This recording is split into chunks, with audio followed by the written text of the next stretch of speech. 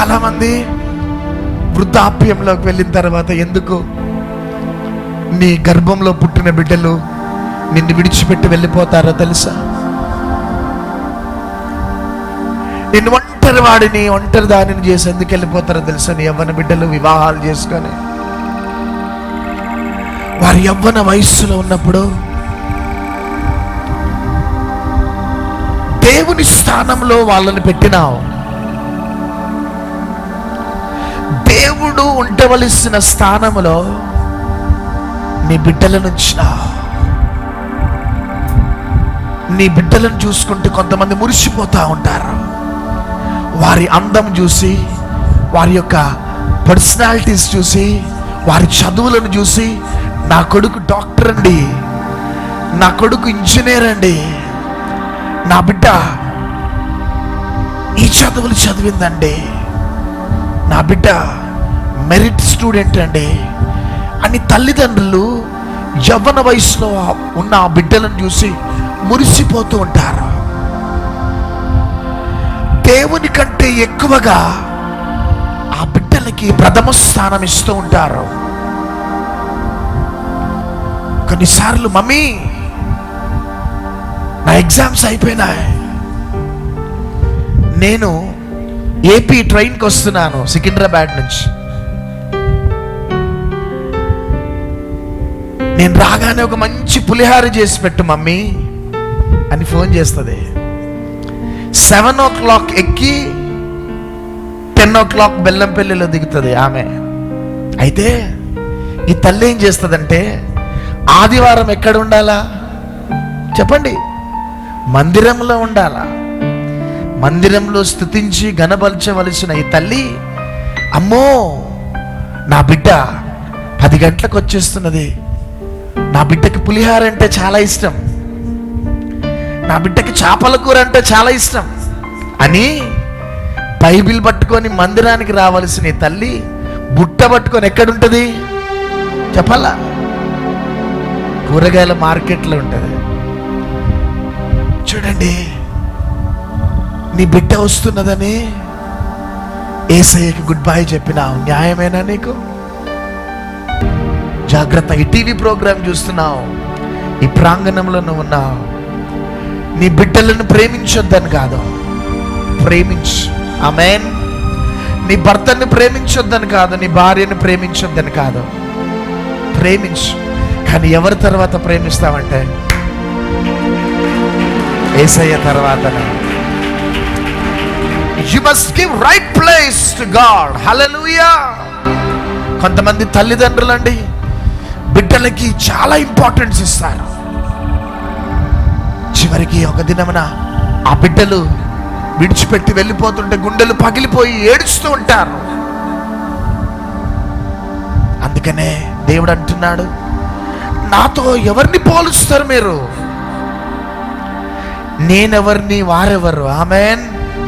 హల్లెలూయా, హల్లెలూయా.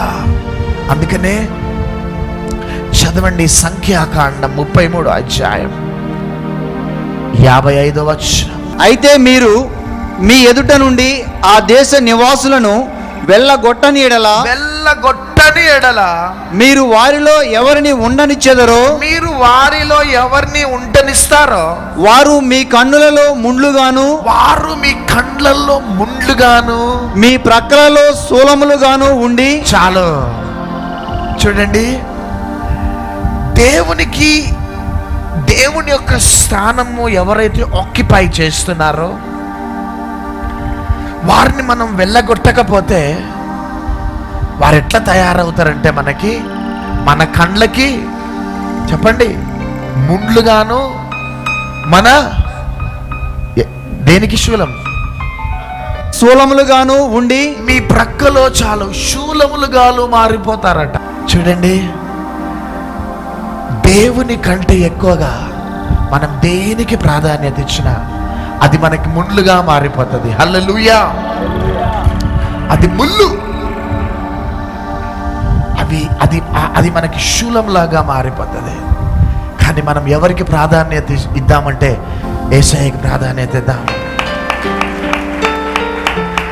నీ బిడ్డలకు ప్రాధాన్యత ఇస్తే నీ బిడ్డలు కండ్లకి ముళ్ళు అయిపోతారు, నీ ప్రక్కలో శూలాలు లాగా మారిపోతారు. ఎందుకు కన్నరా బాబు నిన్ను అన్న స్థితికి వెళ్ళిపోతారు. హల్లెలూయా, హల్లెలూయా. నా ప్రియ సహోదరి సహోదరుడా, మన పిల్లలు ఉంటారు, వెళ్ళిపోతారు. కానీ మన హృదయంలో ఎవరికి స్థానం ఇవ్వాలంటే ఆ ప్రభు అయిన యేసయ్యకి స్థానం ఇవ్వాలి. చప్పట్లు కొట్టండి. ఒకసారి ఒక సహోదరుడు చాలా బిజీగా ఉండేవాడు, కానీ హైదరాబాద్లో మీటింగ్ జరిగినప్పుడు పరిగెత్తుకుంటూ హాఫ్ అన్ అవర్ ముందొచ్చి ప్రార్థనలో ఉండి ఆ మీటింగ్ అటెండ్ అయ్యి వెళ్ళేవాడు. యవనస్సు ఒకరోజు కాకినాడ వెళ్తా ఉన్నాడు. గౌతమి ఎక్స్ప్రెస్ ఎక్కి కాకినాడ వెళ్తున్నాడు. ఆయన టికెట్ ఇంకా ఏసీలో కన్ఫర్మ్ కాలే. ఏసీ రిజర్వేషన్లో టికెట్ కన్ఫర్మ్ కాలే. వరంగల్ దాకా S12 కంపార్ట్మెంట్లో కూర్చున్నాడు. ఇంకా టికెట్ కన్ఫర్మ్ కాలే, వెయిటింగ్ లిస్ట్లో ఉన్నది. సికింద్రాబాద్ నుంచి కాజీపేట వరంగల్ దాకా S12 కంపార్ట్మెంట్లో కూర్చొని కరెక్ట్ కాజీపేట రాగానే టీసీ అన్నాడు, బాబు నీకు S2లో టికెట్ కన్ఫర్మ్ అయింది. ఆమేన్. S2లో టికెట్ కన్ఫర్మ్ అయిపోయింది, వెళ్ళిపోయి నువ్వు పండుకో అన్నాడు. అంతే. ఇక ఈ వ్యక్తి S12 నుంచి ఇక బ్యాగు దిండు అవి తీసుకొని S2లోకి వెళ్ళి ఇక బెడ్షీట్ వేసుకొని ఇట్లా పండుకుంటున్నాడు. అంతే. 10 నిమిషాలు అయింది. సడన్గా బయట చూడగానే S12 కంపార్ట్మెంట్ అంతా కాలిపోతున్నది, మొత్తం మంటలు అంటుకున్నాయి, మొత్తం బూడిదైపోతున్నది. కిటికీలో నుంచి చూడగానే ఏ కంపార్ట్మెంట్ అయితే 10 నిమిషాల ముందు విడిచిపెట్టి వచ్చినాడో ఆ కంపార్ట్మెంట్ అంతా కూడా కాలిపోయింది. ఆ కంపార్ట్మెంట్లో ఒక డాక్టర్ గారు ఫుల్ 9th మంత్లో ఉన్నది, డెలివరీకి వెళ్తున్నది, ఆమె కాలిపోయింది. అప్పుడు నెక్స్ట్ వీక్ ఆయన వచ్చి ఏమన్నాడంటే, అన్నా కాజీపేటలో నా దగ్గరకు వచ్చింది టీసీలు కాదు, దేవదూతలు వచ్చినారు. గట్టిగా చప్పట్లు కొట్టండి. S12లో ఆ లేడీ కూర్చున్న సీట్లోనే అక్కడ కూర్చున్నా నేను, కానీ 10 నిమిషాలలో నన్ను తప్పించండి దేవుడు. ఆమేన్. 10 నిమిషాలు ఒకవేళ లేట్ అయితే నేను కూడా చనిపోయేవాడు. అప్పుడు ఆ యవనస్తుడు ఏమన్నాడంటే, నేనెంత బిజీగా ఉన్నా నా ఉద్యోగానికి నా వ్యాపారానికి దేనికి ప్రాధాన్యత ఇవ్వలే, నేను యేసయ్యకి ప్రాధాన్యత ఇచ్చాను. నేను యేసయ్యకి ప్రాధాన్యత ఇచ్చినాను కాబట్టి యేసయ్య దేవదూతలను పంపించి నన్ను తప్పించినాడు. చూడండి, మనము ఎప్పుడైతే దేవుని వైపు చూస్తామో దేవుడు అన్ని పరిస్థితులలో మనల్ని తప్పిస్తాడంతే. ఆమేన్. మనల్ని చేర్చవలసిన ఉన్నత స్థాయిలోకి తీసుకొని వెళ్తాడు. గట్టిగా చెప్పట్లు కొడదాం. ఆయన నమ్మదగిన దేవుడు. హల్లెలూయా. ఆయన నమ్మదగిన దేవుడు. అంతే. ఆయన మనల్ని విడిచిపెట్టాడు. చాలాసార్లు అనేకులకు నా అనుభవం ఏంటిదంటే, యేసయ్యని చూడాలా, లోకాన్ని చూడాలా, యేసయ్యని కొన్ని రోజులు ప్రేమించాలా, మిగతా వారిని కొన్ని రోజులు ప్రేమించాలా. నో, నువ్వు ఎవరిని ప్రేమించాలంటే యేసయ్యనే ప్రేమించాలి. శిష్యులకట యేసు తప్ప ఎవ్వరు కనబడలే. వా, మనకు కూడా యేసయ్య తప్ప ఎవ్వరు కనబడదు. మా పిల్లలకి నేను చెప్తా, నానా యేసయ్య కంటే ఎక్కువగా మమ్మల్ని ప్రేమించొద్దు బిడ్డ. మేము కూడా యేసయ్య కంటే ఎక్కువగా మా పిల్లలను మేము ప్రేమించాం. మొదటి స్థానం యేసయ్యకే. ఆమేన్. దాని తర్వాతనే నా సేవకైనా, నా పనులకైనా, నా కుటుంబంకైనా. ఈరోజు దాకా మేము ఆ అనుభవంలో వెళ్తూ ఉన్నాం, వెళ్ళినాము. కాబట్టి దేవుడు ఈరోజు మమ్మల్ని ఈ స్థితిలోకి తీసుకొని వచ్చినాడు. ఇదే మా అనుభవం. మాకేం పెద్ద పెద్ద అనుభవాలు లేవు. ఈరోజు ఈ స్థితిలోకి రావటానికి ఏ డిగ్రీలు మమ్మల్ని ఈ స్థితిలోకి తీసుకొని రాలే. ఒకటే ఒక అనుభవం, యేసయ్యని గాఢంగా ప్రేమించిన అనుభవం. అంతే. గట్టిగా చప్పట్లు కొట్టండి. యేసయ్యకి ప్రథమ స్థానం ఇచ్చిన అనుభవం. అంతే. ఆ అనుభవమే ఈరోజు మమ్మల్ని ఈ స్థితిలోకి తీసుకొని వచ్చింది. నా ప్రియ సహోదరి సహోదరుడా, సంవత్సరాలు, నెలలు, దినాలు గడిచిపోతున్నాయి. ఇంకా నీ కుటుంబంలో ఆ పోరాటాలు తొలగిపోవటంలే, ఆ బంధకాలు తెగిపోవటంలే. ఎన్నో మార్గాలు ఎన్నుకొని తిరిగి అలిసిపోయినావేమో. కానీ ఈ రాత్రి నీకు శుభవార్త, యేసయ్య వైపు నువ్వు రా. ఆమేన్. యేసయ్యకి నీ హృదయంలో ప్రాధాన్యత ఇవ్వు, స్థానం ఇవ్వు. యేసుక్రీస్తు ప్రభువును గాఢంగా ప్రేమించు. యేసయ్యకి ప్రథమ స్థానం ఇవ్వు. అప్పుడు యేసయ్య నీ జీవితంలో చేయవలసిన కార్యాలు చేస్తాడు. అది క్యాన్సర్ కావచ్చు, ఎయిడ్స్ కావచ్చు, కిడ్నీ ఫెయిల్యూర్ కావచ్చు, భార్యాభర్తల మధ్యలో భేదాభిప్రాయాలతో విడిపోయినారు కావచ్చు, కుటుంబ కలహాలతో భేదాభిప్రాయాలతో విడిపోయినారు కాబట్టి, అప్పుల బంధకాలు కావచ్చు, ఏదైనా కావచ్చు. అవన్నిటికీ కూడా సొల్యూషన్ ఏంటిదంటే యేసయ్యని గాఢంగా ప్రేమించటమే. గట్టిగా చప్పట్లు కొట్టండి, గట్టిగా. యేసుక్రీస్తు ప్రభు నన్ను సేవకే పిలవగానే నేను మోటార్ ఫీల్డ్లో ఎంటర్ అయినాను.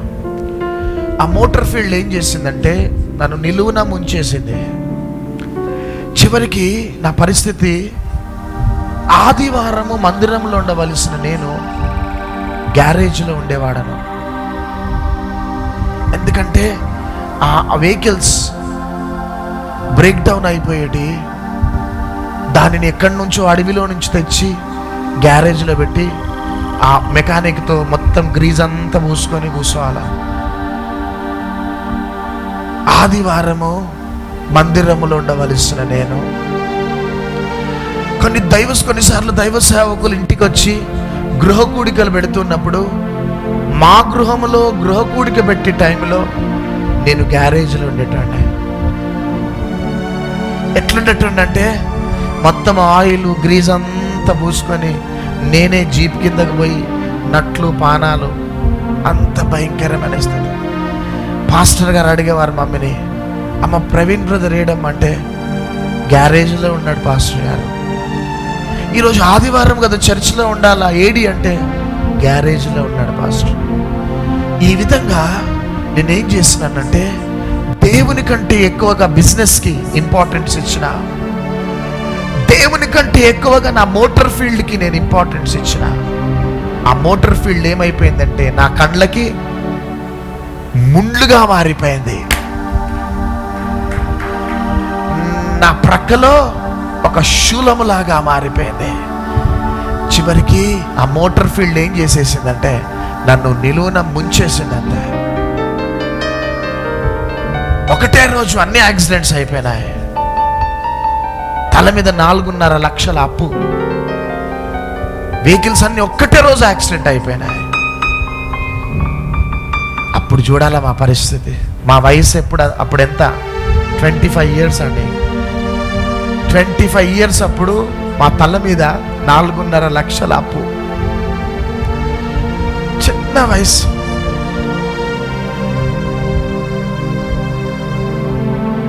అప్పులు పెరిగిపోయినాయి.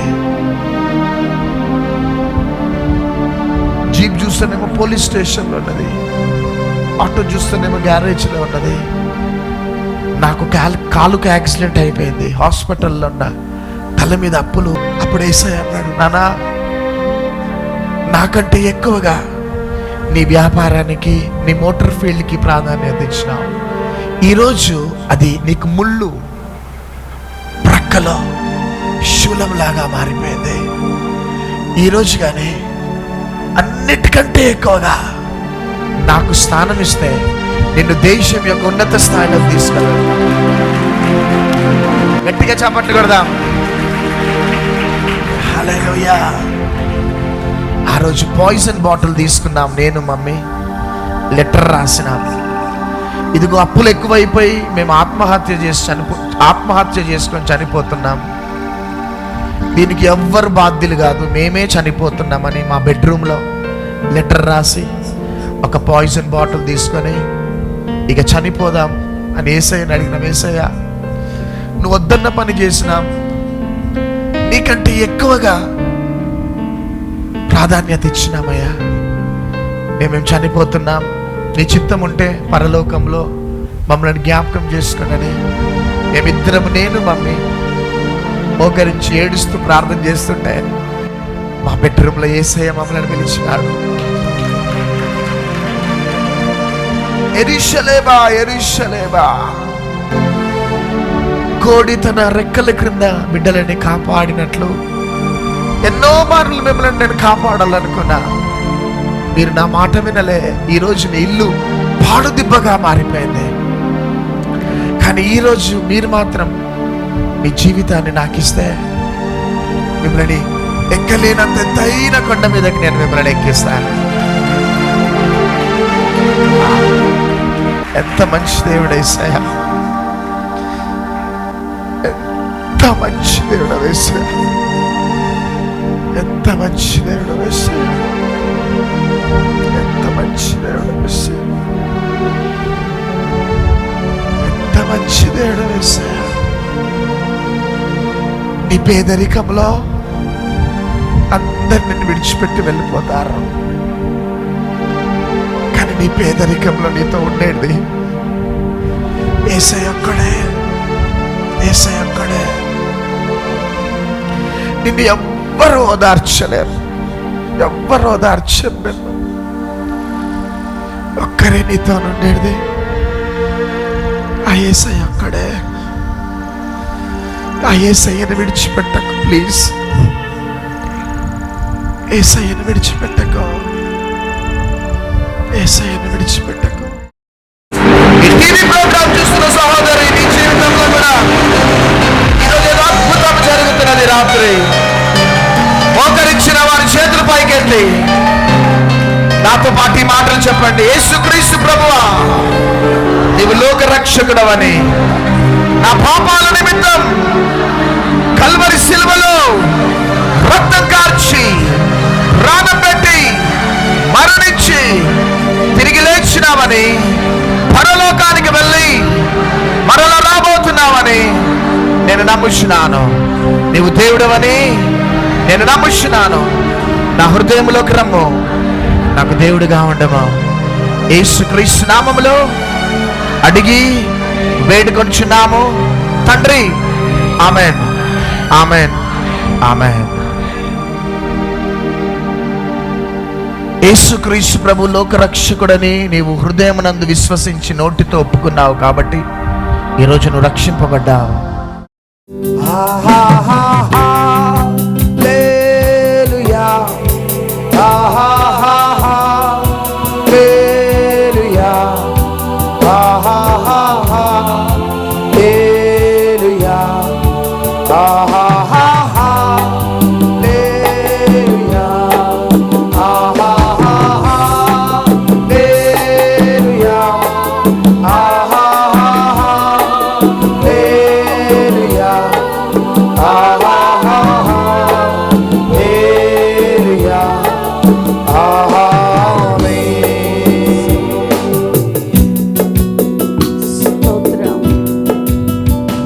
చెవులు తెరవబడ్డాయి, స్వస్థతలు తీసుకోండి. చూపు స్పష్టంగా కనబడుతున్న స్వస్థత తీసుకోండి. శరీరంలోని జాయింట్ పెయిన్స్ అన్ని డిసపియర్ అయినాయి, స్వస్థత తీసుకోండి. త్వరగా కంటి తెరిచి మీ అవయవాలను పరీక్షించుకొని పరిగెత్తుకుంటూ వచ్చేసేయండి. స్వస్థత పొందిన వారు సిగ్గుపడకుండా కుడి చేయి పైకెత్తండి. కుడి చేయి పైకెత్తిన వారిని త్వరగా స్టేజ్ మీదకి తెచ్చేసాడు. హల్లెలూయా హోసన్నా, హల్లెలూయా హోసన్నా. ఏమైందమ్మా? మోకాళ్ళు నొప్పులండి, అసలు నడవలా పోతున్నానండి. ఇప్పుడు దేవుడు నన్ను నడిపించారండి అక్కడ దాకా. ఇప్పుడు మీకు నొప్పులు లేవు. ఇప్పుడు నొప్పులు లేవు. ఎప్పటి నుంచి బాధపడుతున్నారు నొప్పులతో? 4 సంవత్సరాలు 4 సంవత్సరాల నుంచి నడవలేని స్థితి. మందులు అవి వాడుతున్నానంటే వాడినని చెప్పి బాగుంటుందని మళ్ళీ మామూలుగానే ఉంటుందండి. ఇప్పుడు ఆరాధనలో వేసే మిమ్మల్ని స్వస్థపరిచాడు. ఇప్పుడు నొప్పులు లేవు మీకు. నొప్పులు లేవండి. తగ్గిపోయినాయి. సరే అటువైపు నడిచి రండి. రండి, పరిగెత్తారు రండి.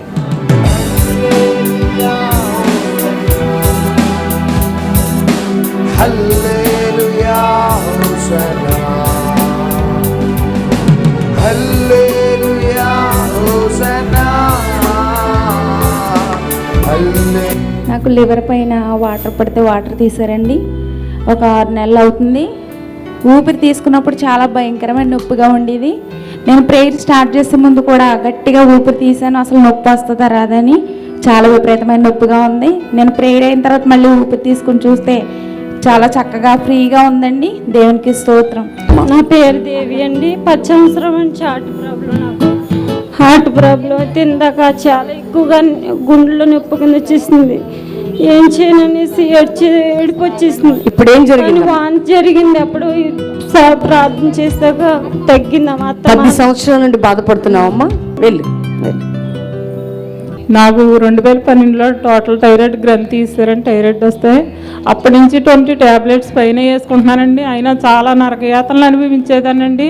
పాస్టర్ గారు మంజుల నీకు విడుదల ఇస్తున్నాను కాకేసినప్పుడన్నీ నాకు వెంటనే వెనక పడిపోయానండి. దేవుడు ఆ నడుము నొప్పి నుండి ప్రతి బలహీనత నుండి విడిపించాడండి. చూడండి, పిలవగానే కింద పడిపోయిందట ఆమె. ఎక్కడ క్రౌడ్లో ఉందో జనాల్లో కింద పడిపోయింది. తన శరీరం ఫ్రీ అయిపోయింది. ఈరోజు ఏసై స్వస్థపరిచాడట. పేరు పెట్టి పిలిచి స్వస్థపరిచిన ఏసై. గట్టిగా చెప్పట్లు కొడదాం. వెళ్తాను. నా గుండెల్లో నొప్పి ఇప్పుడు చేయి పెట్టి తుడిసేసినట్టు అయిపోయింది. ఎప్పటి నుంచి బాధపడుతున్నావు? గుండెలో 7 సంవత్సరాల నుంచి. 7 సంవత్సరాల నుంచి నొప్పితో బాధపడుతున్నావు. ఇప్పుడు ఛాతి ఇట్లా తుడిచినట్టు అయిపోయింది. నొప్పి లేదు ఇప్పుడు నీకు. ప్రైజ్లాడ్. వెళ్ళు తల్లి. మెడ నొప్పులండి. మళ్ళీ బైబిల్ కలరేటువంటి కానీ కనపడదు కదండి. ఇప్పుడు బైబిల్ స్పష్టంగా కనపడుతుంది, క్లియర్ కనపడుతుంది. ఎప్పటి నుంచి మీకు కనపడేది కాదు? నాకు 5 years దాకా 5 years నుంచి కలరేట్ వేసుకున్నాను. ఇప్పుడు స్పష్టంగా కనపడుతుంది. వెళ్ళండి. బైబిల్ చూస్తుంటే బైబిల్ సరిగా కలజోడు పెట్టుకుంటేనే కానీ కనిపించింది కదండి. ఇప్పుడు కొద్దిగా క్లియర్గా బైబిల్ కనిపిస్తుంది. క్లియర్గా కనపడుతుంది. దేవుడు స్వస్థపరిచాడు. Praise Lord. వెళ్ళండి. దూరంగా ఉన్న మనిషి మబ్బుగా కనబడుతుంది అమ్మగారు. ఇప్పుడు అయ్యగారు ఆశీర్వాద ప్రార్థనలో మీ కళ్ళు తెరవకుండా అన్నారు. వెంటనే నాకు స్వస్థత కలిగి క్లియర్ గా కనపడుతున్నాను. క్లియర్ గా కనపడుతున్నాయి. మొఖాలు క్లియర్ గా కనపడి కదా, మొఖాలు కనపడే. ఇప్పుడు ఫ్రీ కనపడుతున్నాయి. కనపడుతుంది. Praise Lord. వెళ్ళండి.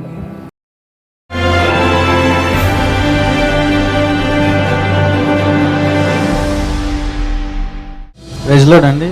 నేను లాస్ట్ స్పాన్సర్ చేసినప్పుడు 3 మిరాకిల్స్ జరిగినాయి. ఫస్ట్ మిరాకిల్ కార్ తీసుకున్నాను నేను. సెకండ్ మిరాకిల్ 10 years నుంచి నేను బాధపడుతున్న దయ్యంతో వదిలేసింది. మూడో మిరాకిల్ క్రిందటి వీక్ నేను రాలేకపోయాను, జాబ్ వర్క్లో ఉన్నా. సో క్రిందటి వారం అనుకున్నాను మళ్ళీ స్పాన్సర్ చేద్దామని అనుకునే లోపే అసిస్టెంట్ మేనేజర్గా ఒక కంపెనీలో జాబ్ వచ్చింది. ఈ యవనస్తుని చూసారండి. 3 weeks బ్యాక్ మీరందరూ చూశారు కదా. 10 సంవత్సరాల నుండి దెయ్యపు శక్తితో పీడించబడుతున్న ఈ బిడ్డ విడుదల పొందాడు. తన తల్లి స్పాన్సర్ చేసింది ఈ బిడ్డ పేరు మీద. దేవుడు అదే వీక్లో ఈ బిడ్డను విడిపించాడు. ఎక్కడికి పారిపోతున్నావు?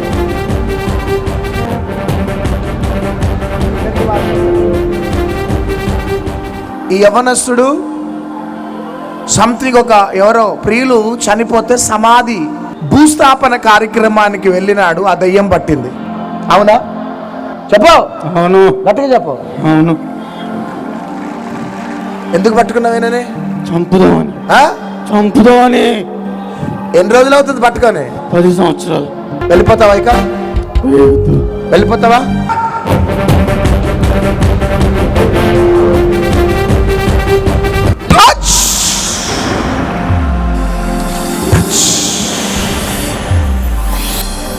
ఏమైంది నాన్న ఇప్పటిదాకా? ఏం జరిగిందో తెలియదు. ఇప్పుడు ఎట్లుంది కడక? ఎట్లుంది నాన్న ఇప్పుడు? అర్థం కావట్లేదు. బాడీ అంతా ఫ్రీ అయిపోయిందా? నువ్వు గొప్ప నువ్వు అవుతావు.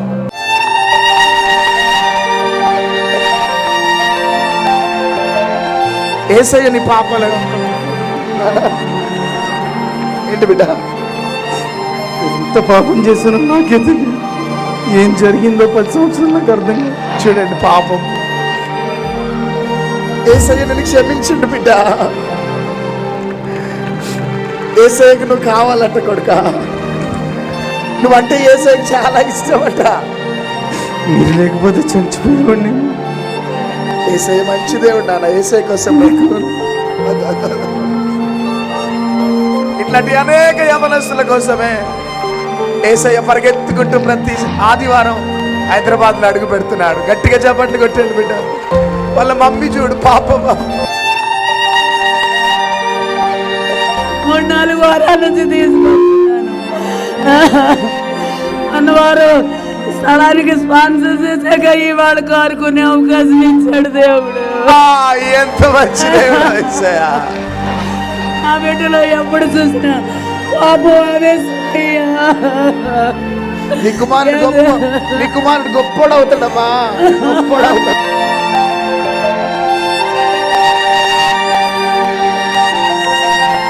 సాతాను చంపేయాలనుకున్నది కానీ నా యేసయ్య యవ్వన బిడ్డను బ్రతికించినాడు. దేవుడు మంచి కార్ ఇచ్చాడు, బ్లెస్ చేశాడు, ప్రభువుని అంగీకరించాడు. మళ్ళీ ప్రమోషన్ వచ్చింది, మళ్ళీ స్పాన్సర్ చేయడానికి వచ్చాడు. గట్టిగా చప్పట్లు కొట్టండి. ఇచ్చి దీవించబడుతున్న వారిని చూసి చప్పట్లు కొడదామా? మనం ఇచ్చి దీవించబడదామా? ఇక్కడ నీకు ఇవ్వగలిగే స్తోమత ఎక్కువ ఉంటే ఇవ్వు. ఇవ్వలేని పేద వ్యక్తివైనా ఎంత ఉంటే అంత ఇవ్వు. ఈరోజు నీ జీవితంలో ప్రభు అద్భుతం చేయబోతున్నాడు. వెళ్ళాను.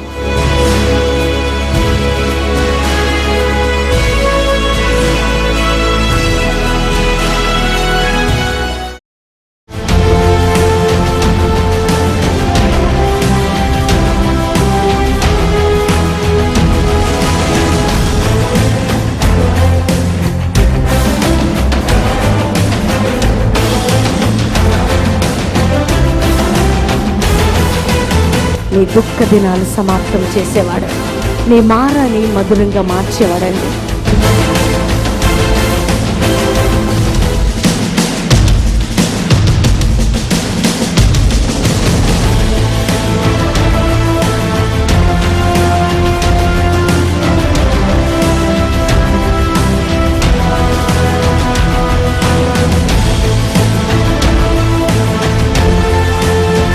భారతదేశంలో ఈ ఉజ్జీవాన్ని ఎవ్వరు ఆపలేరు.